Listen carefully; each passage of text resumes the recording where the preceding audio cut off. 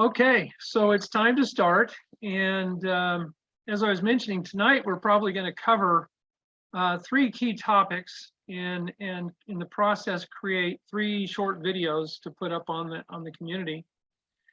And so I'm going to go ahead and start. But again, as I like to often say, this is a free flowing discussion. It's a conversation. I'm looking forward to comments, interruptions, a good joke now and again. And so just feel free to go ahead and jump in with that. I'm going to also ask some questions, hopefully to elicit some comments from folks as well. And I certainly anticipate that we're going to get a lot more people joining us here throughout the hour. You know I'm good at interrupting you, Mark.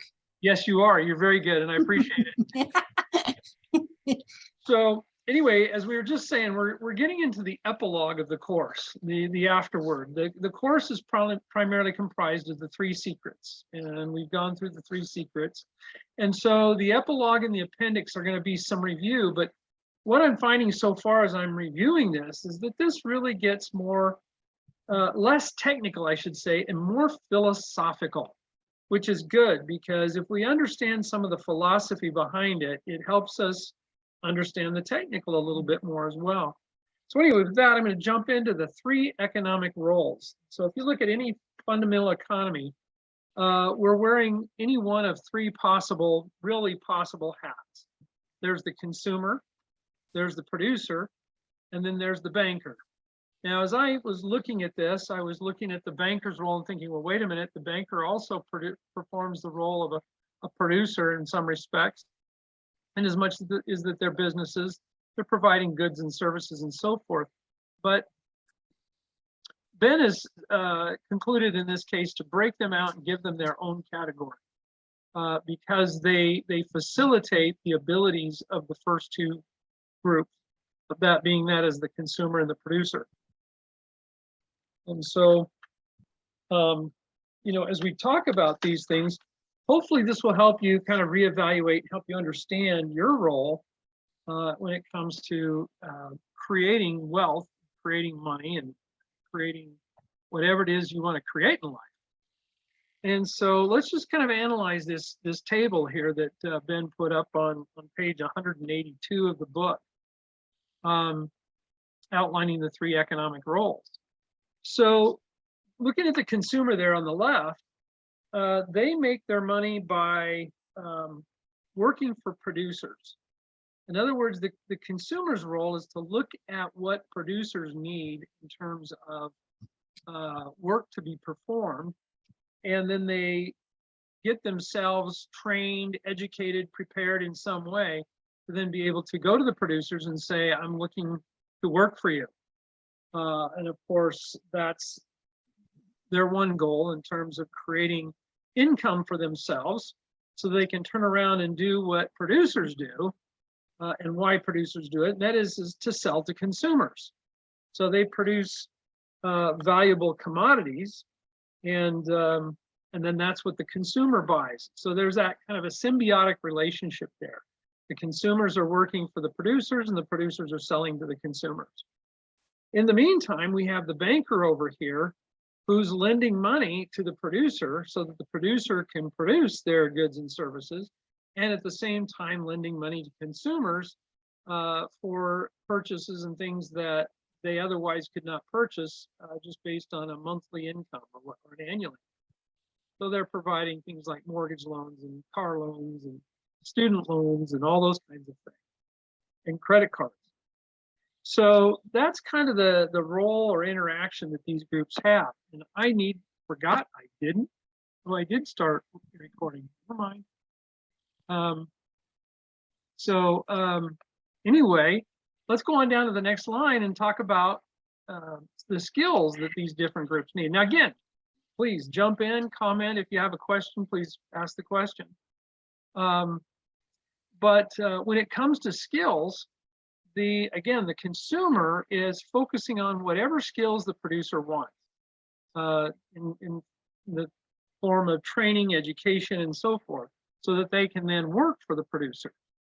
The producer has the skill of creating the products and services that they want to sell to the consumers. And then this is interesting. We start to see a divergent course for bankers. And the skills they need are learning how to make money from money. And that may seem simple enough on the surface, but we're going to talk about the levels, if you will, of complexity that the bankers now start to go through to be able to do what they do. So looking at the next line, we're talking about, what does the consumer need to master? Again, he spends his entire economic life as a servant to the producer. So he needs to master the skills that the producers require so that they can work for the producers. So whatever the producers demand, that's the skill that and the mastery that the consumer is going to have. The producer masters building systems, being both on the finance and accounting side of business as well as on the operating side, and particularly working with a lot of manufacturers and builders and things like that. They're always talking about building systems that allow the producer processes to become more effective and more efficient. They have an overall engineering process called continuous improvement, in which they develop these systems and then retest them and stress test them and test them yet again to see where they are weak and where they break, and then they proceed to try to improve them. And that's really the whole function of a business, which is try to bring better products and services to the marketplace more effectively and more efficiently. And so that's the value that they sell. And then lastly, the banker has to master banking and finance strategies. And and Ben emphasizes here, this is the very expertise that he's sharing with us through the master class and through this book. And so as you've gotten into this, you can probably note that you're becoming more and more familiar with some of the banking and finance strategies, not just those that apply to funds or fund management, but even the things that he teaches us about the financial system, the Federal Reserve, and the debt system that we live in, and so on and so forth. And Mark, yes, I have ma'am. to say, the more I learn about it, the more mad I get. I'm appreciate you sharing that. You want to go into any detail? You want to share some of the detail? I was unfamiliar with the what is it, the monster from Jekyll Isle or whatever that. The creature from Jekyll Island. Creature. I call it monster. Yes. But I was unfamiliar with that book until until Ben's book. And I think Toby has said this before as well, but I've started listening to it and I have to stop because I get so daggone mad. Yeah. It's like we're living in a matrix. We are. That's the amazing thing is that, when people wake up, and they take the red pill, all of a sudden reality comes forward, and it's quite a shock to the system. For me personally, and I don't know why they did this, but my parents did it to me about my senior year in high school. I was talking to my dad as we would milk the cow, and he would share with me his understanding of things. In fact, to be more specific, and because this does go back to the Fed indirectly, but I was studying Roosevelt's New Deal, and I was studying it, each piece of legislature, piece by piece. And as we're sitting there milking the cow, my dad would say, "Now, do you realize that the Supreme Court struck that act down as unconstitutional?" And I would say, "It did? Why?" And he'd go into details to why each piece of Roosevelt's New Deal was unconstitutional and why it didn't pass constitutional muster. Not just that it was unconstitutional, but why it didn't pass constitutional muster. And I began the long education process now, some, almost 50 years later, understanding, this and having my eyes open. And my mom at the same time gave me a couple of books to read.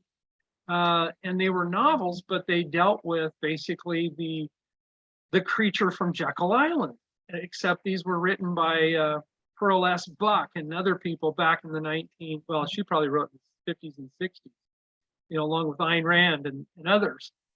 And so I began to learn that process. My eyes were opened that far back in terms of what was going on. I later on, just a couple of years after that, read a book. I'm trying to remember the author. I don't remember who the author was. It was recommended by the former Secretary of Agriculture under Eisenhower. And basically, the book was called None Dare Call It Conspiracy. And None Dare Call It Conspiracy. And it was just a little paperback book, but I'll tell you what, you want to get mad. And the premise of the whole book basically was, and this goes back to the Federal Reserve and the creature from Jekyll Island. It goes back to this notion that history doesn't just happen. In fact, they quoted FDR, Franklin Roosevelt, who said, and I'm going to misquote him, but essentially the gist of what he said was, nothing happens by accident, folks. If it's a matter of history, you can bet they planned it that way. And so, that was an eye opener, and then later on, I read 2 books by a man by the name of W. Cleon Skousen, who wrote The Naked Communist, and then he turned around and wrote The Naked Capitalist. And I read those 2 books back to back. Probably by this time it was in the early 80s. And at that time I was doing my undergrad work at Oregon State. And of course, being the token yuppie in a socialist class in Latin American studies, the professor took me aside and he said, "Mark, I want to show you something." And he proceeded to show me this great economic structure that rolled up through the Federal Reserve Bank, through the major corporations, brought into account a number of geopolitical organizations that back in that day were functioning much like today's World Economic Forum. Most people have heard of that now. And he was trying to tell me there's this great plan to accomplish a number of things politically and economically around the world. Think of it like a great reset, only they had plans to do it 50 years ago.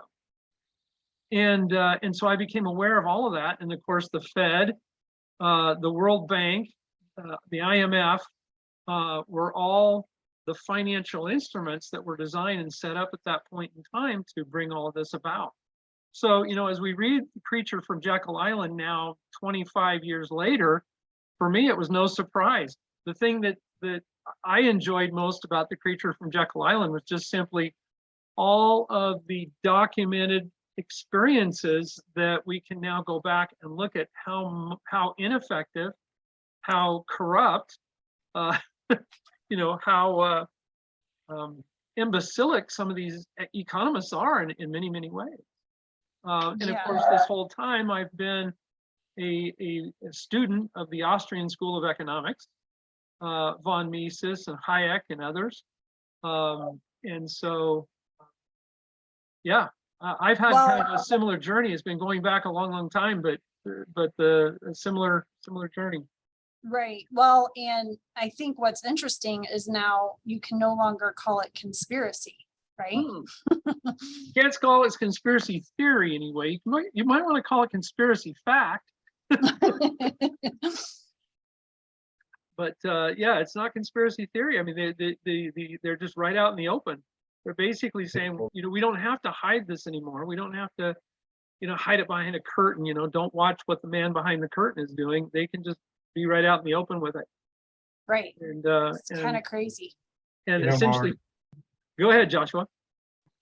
One of the things that I learned is years ago. I was at a conference. It was a real estate conference, and the guy gets up. He's an accountant, CPA. Mm-hmm. And he's talking about the IRS code, all 700,000 pages of IRS code or whatever it is. Yeah. He goes, a lot of people he goes, when I say IRS code, what's your reaction? In the whole room, it's like 1,500 people go, oh, and he started laughing. He goes, that's because you don't understand what the IRS code is. He goes, it's actually a playbook on how to not pay taxes. Yep. And if you understand this stuff, and I think a lot of it, you know, we get frustrated by a lot of the way our banking system is, but most of it is because we don't understand it.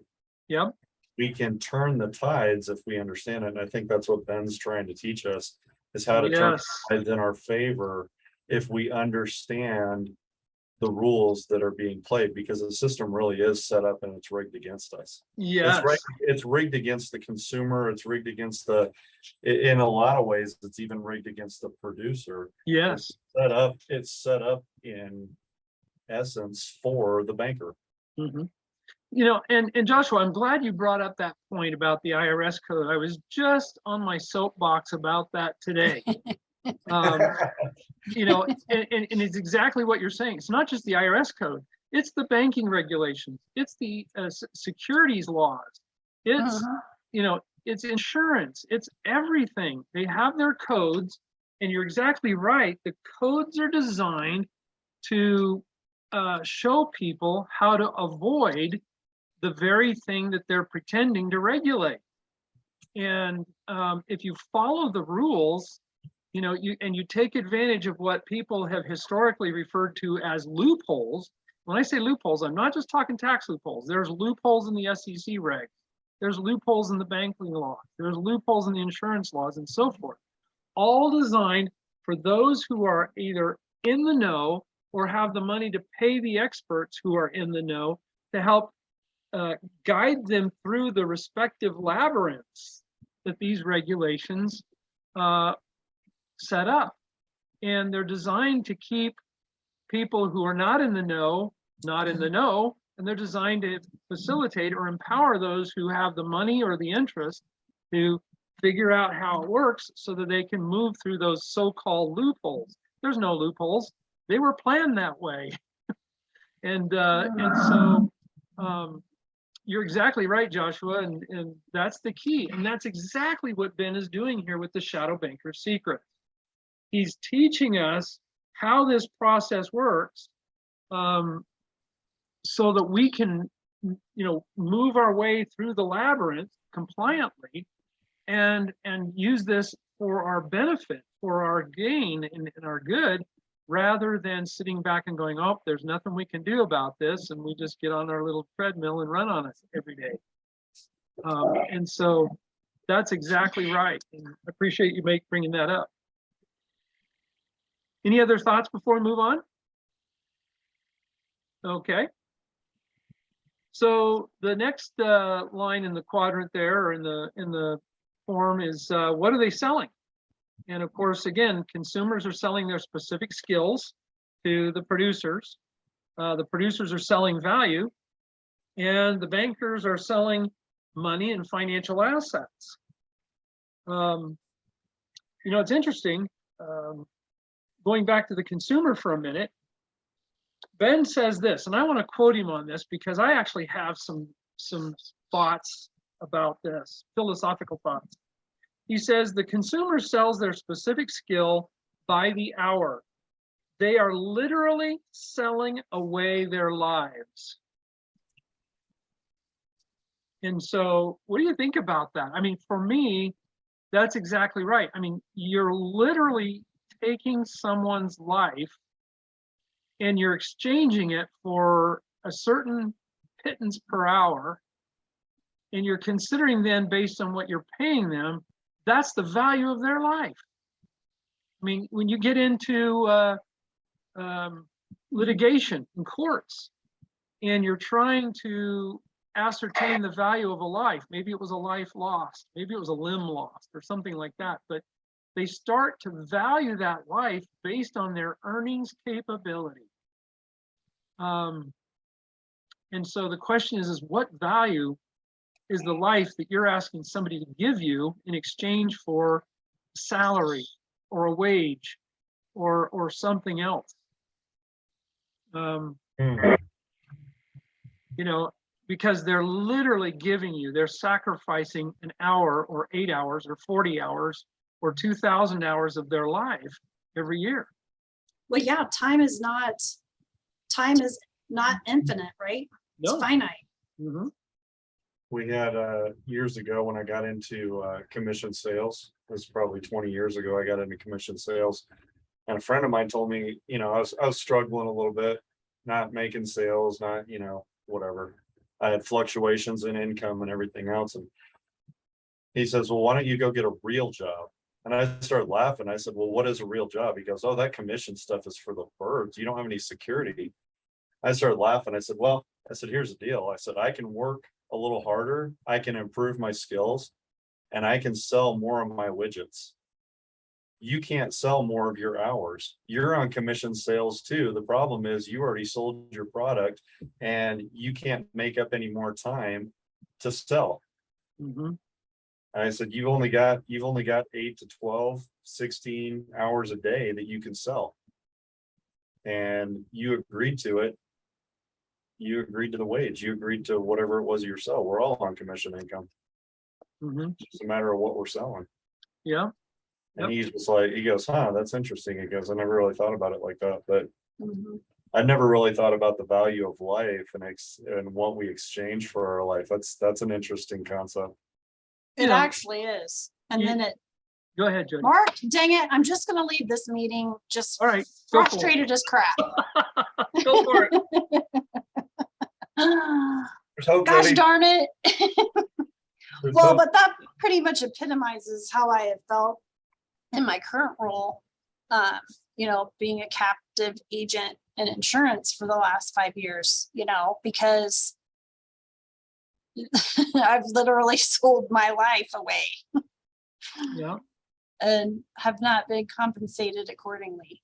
There's a lot of philosophical things that come up with this. I mean, and I could get right back down to the atomic level of what this means, but I don't want to get that esoteric. But I will say this much: this is one of the reasons why I've become a real proponent. Again, I'm a free market guy. I'm not for minimum wage. I'm not for government intervention here or anything like that. I'm definitely free market. But at the same time, I feel like we as producers, those of us who are producers in society, we owe it to our people that are working for us, the consumers, to at least at a minimum pay a living wage for the work done. And we tend to grow these companies up. We're paying a lot of times a scaled wage from minimum on up, and yet you can devalue the service that they're providing. You can say, well, that janitor just isn't adding any value. And I sometimes say to some people, fine, then do it yourself. But why are you demeaning the person that is making your facility clean and sanitary and working properly and all that, and saying he's only worth $15 an hour? Well, I mean, let's look at teachers. Yeah, same thing. Anybody, and so it's like, if I have this unsupported, and I'll admit right up front, it's an unsupported philosophy, but basically it's, if you cannot afford or you are unwilling to pay somebody a living wage, then don't hire anybody. Right. Just do it yourself. And it kind of goes back to an attitude. I remember my first professional job. I got my first accounting job while I was still in college. And I was sitting down talking to the owner of the company, and he employed about 40, 50 people, I don't remember. But, a pretty decent little sized company. And he said, Mark, the only reason why I hire anybody is I don't have enough time in 24 hours a day to do the job myself. And of course I was offended by that, but for different reasons. But the thing, I was thinking of was going back to that incident, saying, you know what? And if you can't afford to pay these people a living wage, do it all yourself. Because, and what I mean by a living wage is basically a wage that's sufficiently high that they can afford to enjoy life more than what people typically do. I mean, they need to be able to afford to buy a home. They need to afford to have a car. They need to afford to take a vacation once a year, you know. And if you can't do that on a single wage, you know, anymore, you can't even get a living wage with both people in the family working, both mom and dad working. You can't even get a living wage out of them. And so, in fact, I heard today somewhere that 40, somewhere around 45%, don't quote me on that, but somewhere around 45% of Americans are living on a median salary of $35,000 a year. You know, and so what that means is it takes both a mom and a dad making $35,000 a year to barely get to a living wage status. Mark, what's scary about that? That's the median. That's the median. That's That's the scary. median. So 50% of Americans are living below that, Yep, that's exactly right. or 50% of households. And so, yeah, you know, and I shouldn't say scary. I think it's more of a travesty. It's something that I guess keeps me a little bit angry because it shouldn't have to be that way. Well, you know what's really sad about it? Mhm. I mean, we're kind of picking on some different agencies, right? I think it really goes back to the education system that we have that creates laborers. It Mhm. doesn't teach people the things that we're learning by reading these books. It doesn't teach people how to value themselves enough that they're worthy of education, they're worthy of self-education, that they can learn new skills, that they can improve themselves. And the message that we're sending out is somebody else owes me Mhm. for me to show up and punch a clock. And I want to see a system that values people moving up and improving their skills. I want to see a system of meritocracy where people Yes. are encouraged to grow, they're encouraged to think. And our Mhm. system doesn't provide that. Yeah. Not only encouraged to grow and think, but then, you know, promotes that within the company, not just to give it lip service, but actually do it. You know, Right. instead of somebody getting to the top of their pay grade and then getting fired because they know that, you know, the company knows that they can hire somebody for a lot less. Right. And instead they need to promote that person, help that person further their training, their skills, their education, whatever it takes to promote them, so that somebody could literally start right out of high school. And I used to be a really big fan of college. I'm not so much anymore, but you know, and here I am, you know, finishing my master's degree and getting my doctorate. So call me a hypocrite, I guess. But the point is that you should be able to start out of high school, you know, scrubbing toilets and work your way up to the CEO position if that's what you want to do. And that's what meritocracy would allow you to do. Yeah. But so there's a couple of other thoughts here I just want to get to. Good comments, everybody. Thank you. Ben kind of finishes up this section by quoting a poem. And I'm going to read this poem to you. It's a poem by John C. Bogle out of his book, Enough. And I'm going to read the poem and we can talk a little bit more about it, but it goes right along these same lines. It says this: some men wrest a living from nature. This is called work. Some men wrest a living from those who wrest a living from nature. This is called trade. Some men wrest a living from those who wrest a living from those who wrest a living from nature. This is called finance. And so, you know, in this poem by Bogles, you know, he's identifying a couple of things. Number one, the ones who wrest a living or make a living, it's called work. That's the consumers. Those who wrest a living from them are called producers, or wrest a living from trade are called producers. And then, of course, those who wrest a living from finance are bankers. Now, it's interesting that Bogle also used the word rest. That's W-R-E-S-T, to rest. And in this context, it means to make. In other contexts, the word to rest means to twist. And I don't know how relevant that is, but I think that's kind of interesting to know. But the most interesting thing is that rest, the root of the word, the etymology of the word is also the same root and etymology of the word wrestle. Okay, to rest or to wrestle. And so you could read it, you know, some men wrestle a living from nature, right?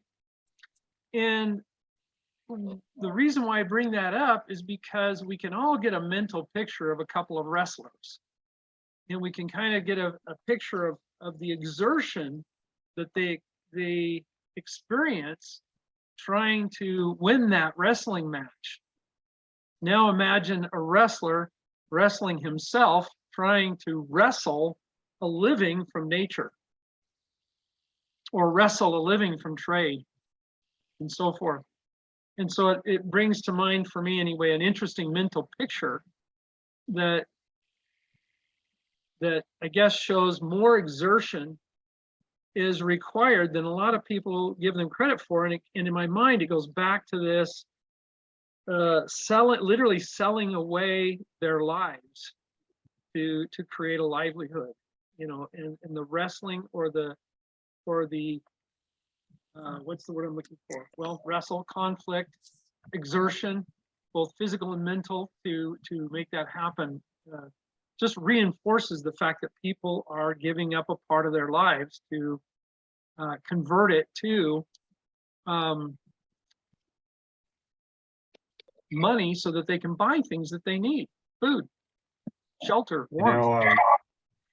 Mark, I went into high school 4'11" and 82 pounds, and football, I got asked to leave the football team in 8th grade because everybody else was growing, and I didn't start growing until about the middle of high school. So late 8th grade, I started wrestling.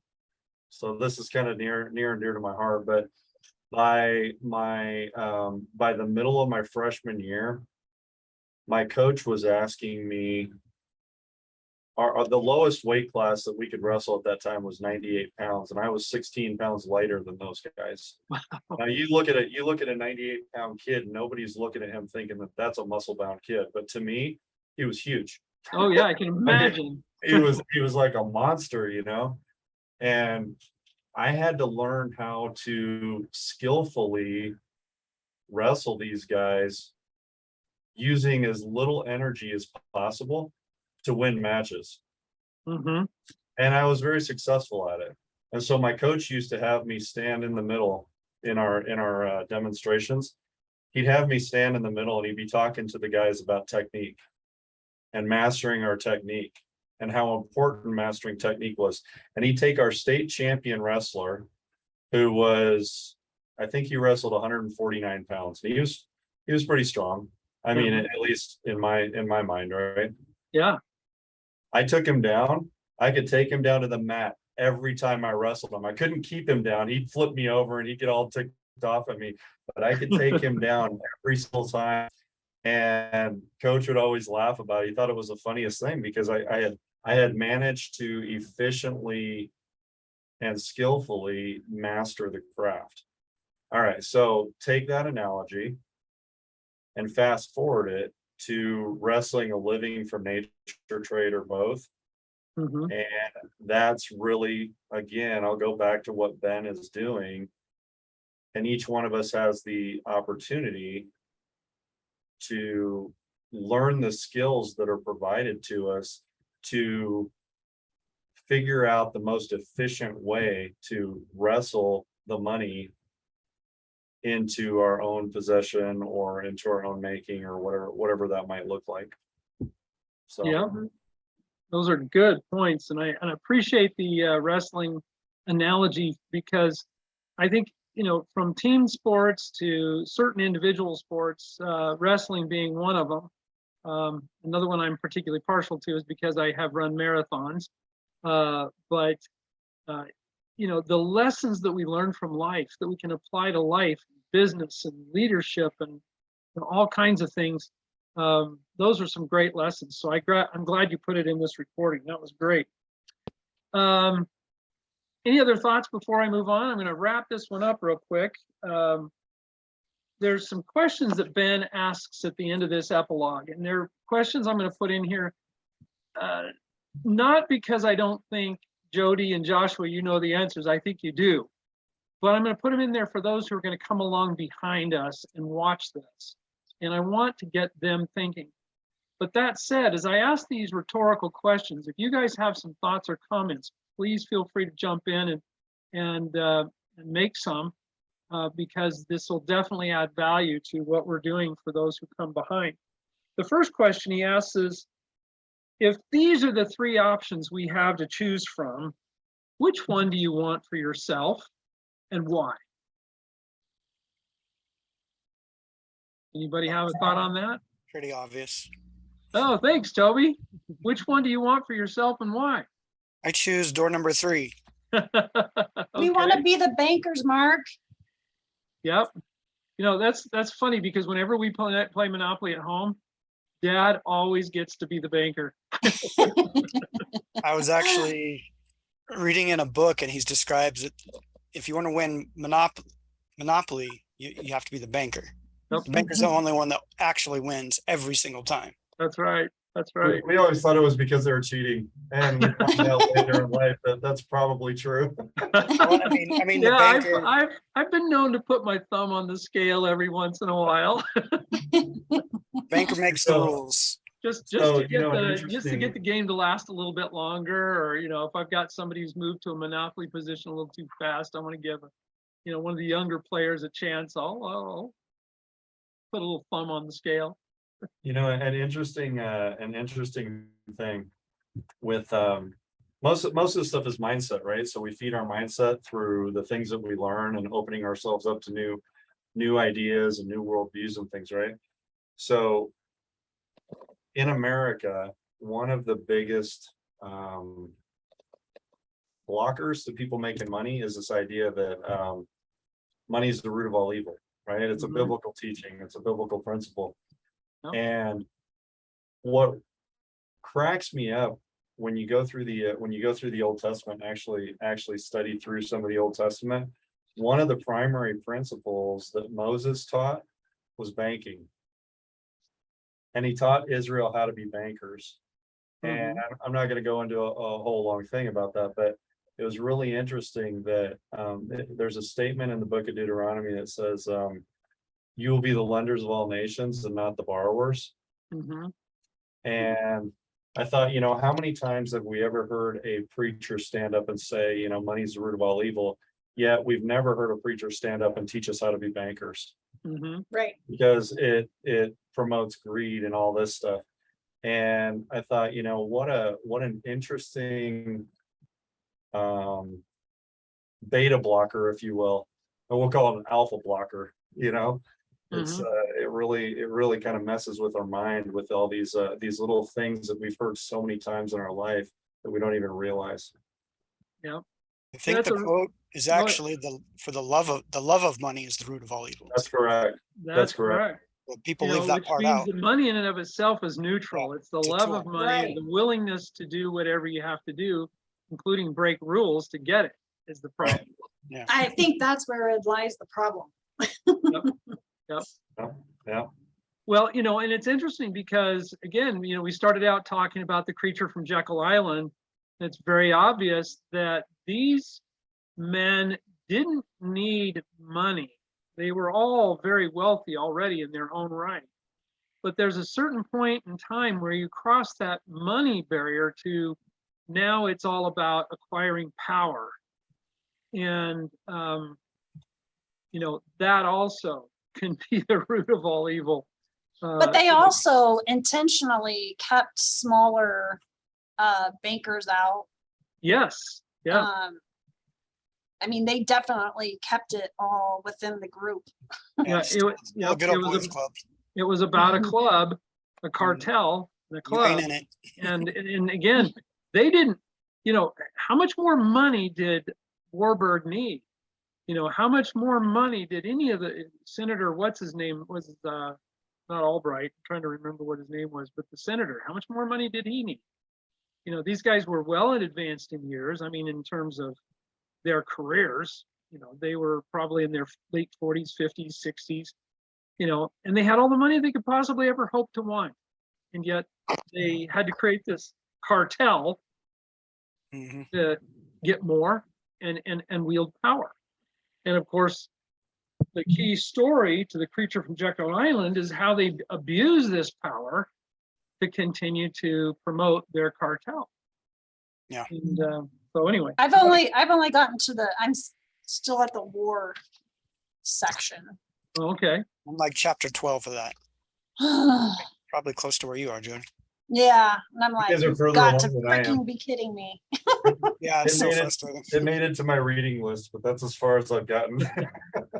I've heard a lot about like, it. I need to read it. The, to me also, I think, Mark, it goes back to, your moral compass, if you will, what you were talking about earlier about making sure that as producers, we are paying people a decent wage. I think that goes back to kind of a life view. Like Mhm. people that have the love of money don't think that way. I Mhm. remember And when I that- first, go ahead. And I think that's what a lot of people are seeing or have seen in banking and capitalism and that whole thing, is that there is no value for human life. Mhm. They don't value it the same way. They don't value it the same that way. way. I think you're right. I first got a real heavy dose of that a number of years ago. It was probably about 24 years ago. I was controller for an up and coming network marketing company. They were doing about $500 million a year. So they were already, well on their way. And I was sitting on the executive committee with the owners and some of the other, departmental heads, if you will, functional heads of the company. And I remember we had a conversation. It was about budget time, and we had a conversation about wages, and one of the owners kept saying something to the effect of, we don't pay any more than we do because we're not going to pay any more than anybody else pays for that same position. Rationalizing paying somebody an incredibly low rate simply because nobody else was paying them any higher. And I remember, again, taking a little bit of an offense to that and saying, to some people, I don't know that I took it out on the owners right then and there. I probably would have been fired on the spot, but probably didn't. But, I said something to the effect of, as producers, we owe something a little bit more to the consumers out there than just a bare minimum wage. And we can't rationalize our stewardship and our responsibility, because I do believe as producers, we do have a stewardship and a responsibility for those that do come spend their lives with us. And, I know that it's not necessarily we have to make them a full partner or anything like that. But again, it goes just back to that living wage concept. And, I don't know what a living wage is for Denver, Colorado. I know that for Salt Lake City, a living wage right now is running probably roughly, with inflation, it's probably running upwards around 90,000 a year now, just to have a bare living wage. And Colorado is probably in that same ballpark. I've looked at here in north central Missouri, and a living wage is probably a little bit less than that. But you're still talking 75, 80,000 a year. And so, and it's really cool when I see a construction company out there working on the freeway, and one of their signs says, "And we pay our workers a living wage." And so they're definitely at least looking at what that means, and whether they're paying them 80 grand a year, I don't know. But at least they're looking at that and trying to hold themselves to a higher standard than we're paying our employees the least amount we can possibly get away with. I had a friend of mine owns a truss company here in town. They build trusses and things like that for new construction, for residential new construction. We were talking when they were making that big argument about $15 an hour minimum wage and all that stuff. I said, well, what do you think about that? And he started laughing. He goes, I really don't. And I said, no, you don't really. And he goes, no, he goes, I don't hire $15 an hour workers.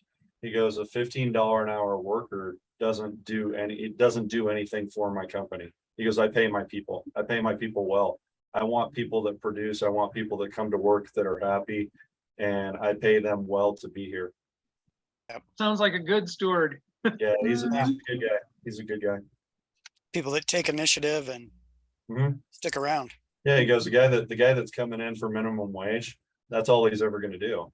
And that's not 100% true, but I mean, that's Mhm. kind of a blanket statement, but he said, the guy that's coming in for that $15 an hour, he's not growing, he's not really pushing much, and he goes, he's not gonna be producing for me. I'm gonna spend more time and more money working with that guy to try to get him better than, than it's worth. An interesting question to that, Joshua, is then how is he finding that skill that he needs? You know what I mean? I haven't talked to him about it in a while. It'd be really interesting. I haven't seen him now, but we had that conversation a little over a year ago. So it'd be interesting. Then I'm gonna have to follow up with it this next time around and find out how he has been dealing with this now with labor shortages. I would love to know that. Well, and I know, like, at the time that I talked to him, the great resignation, if you will, was already kind of in full swing. But he wasn't really losing people because he was already paying them well. So he had pretty good loyalty with people that had been with him for a long time. And so I think a lot of it was his hiring practices, looking for people that already had some skills. So, and then just paying them. I've heard that you want to hire slow and fire fast. Yeah, exactly. Get to know who you're hiring, long interview process. Another friend of mine, every single person in his company, the secretaries, the receptionists, everybody is a producer.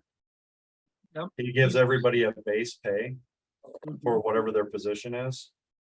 And then he bonuses them, and everybody has the opportunity within the company to make sales, and he pays everybody a commission on their sales. That's fantastic. That's very innovative. Yeah, so everybody has an opportunity to sell something and add to their base pay. Mhm. That's cool. Let me jump in with a couple more of these other questions, and if we want to circle back on this and talk some more about these philosophies, I'm happy to do so. But I want to just make sure we get all the questions asked here in the time we have. Ben asks, if you haven't chosen to be a bank by now, how much of your life will you continue to choose to give up to those who have? What are your thoughts on that one? It stops today, Mark. Yeah, we're on our way. We are on our way, and and I think we're closer than we realize, which is great. I really appreciated what Ben said to us last week when we were talking to him about how we spend a certain amount of, let me do it this way. We spend a certain amount of time kind of chugging along, trying to get ready for this and preparing ourselves with our education and things like that. And then at a certain point when we're ready, we're going to receive that, and the growth is going to be like that in terms of our success, measured in terms of assets under management. And so, I liked that thought that he's saying, look, it's going to happen. He said it might take you a little bit longer than you hope or want, but it will happen. Stick in there, learn, ask the questions, develop your expertise, and it'll come. And so for that reason, above any other thing I've ever tried in my career, this has been the apex of it. And I'm just going to keep right on going on it. And so I hope everybody that learns this or gets this material would choose to do the same.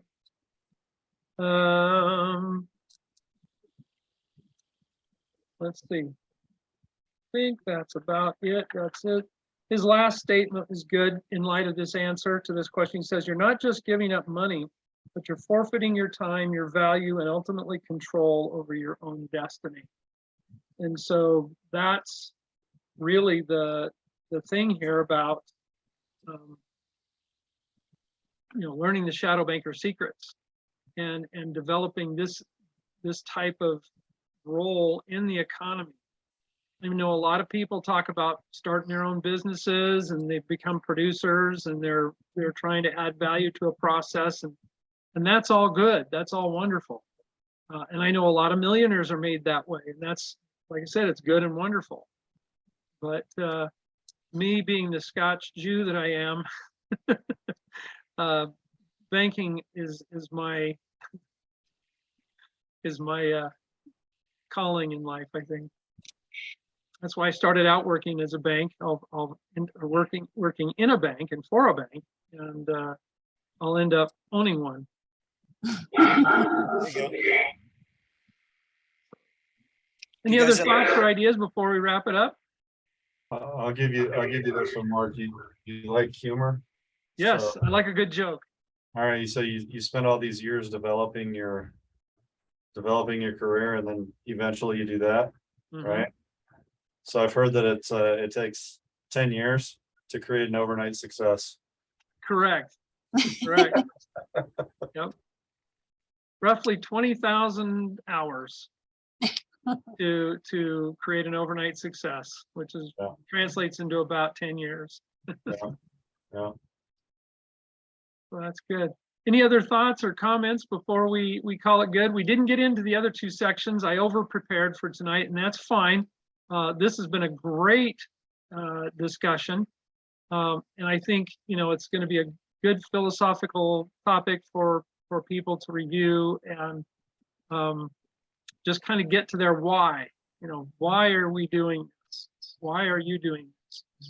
And I know Jody and I know Toby a little bit. Joshua, I'm just meeting you, but I know that the three of us, as we've worked together, have talked about some of the more humanitarian purposes for why we're getting into this.